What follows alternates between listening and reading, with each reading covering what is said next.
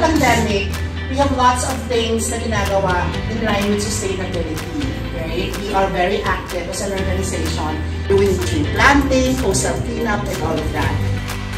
Now we're reactivating that. That's why we invited you. In fact, this is the first time that we will be doing this, not just in Manila, sabi ni Shana, globally, right?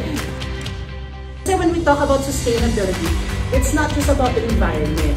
Sustainability are things that we are all doing and we are all advocating, right? It's making sure that yung matitira pa sa future generations, right?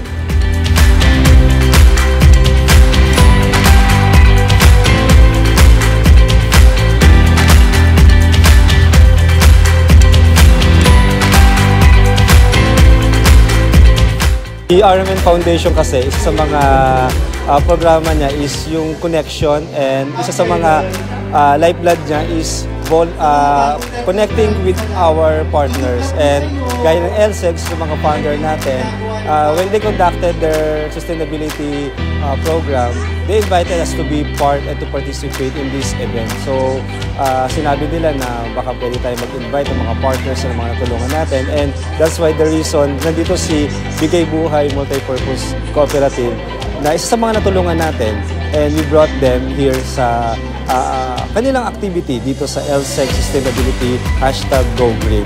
And ito rin yung opportunity din na si RMN Foundation ay makapag-connect sa mga partners natin gaya ni LSEG at sa mga partners natin na nandito. And also, it's a good opportunity to showcase our program since si LSEG is sa mga founder ng mga programs natin in terms dun sa enterprise, livelihood, and sustainability.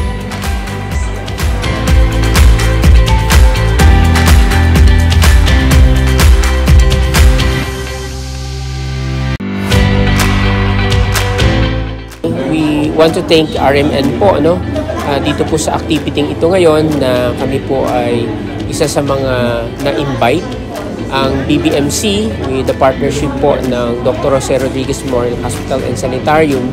Kami po ay more on advocacies natin para sa mga PWD, and syempre po yung ating mga support in terms of livelihood para po sa ating mga PWD community. So, we are looking forward po dun sa mga future projects po, lalo po yung mga green economy projects and circular economy projects po with the partnership po ng RMN.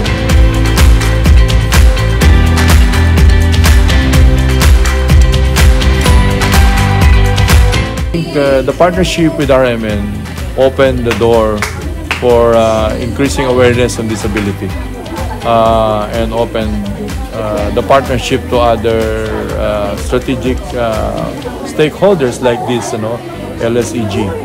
So what we are doing is geared towards sustainability.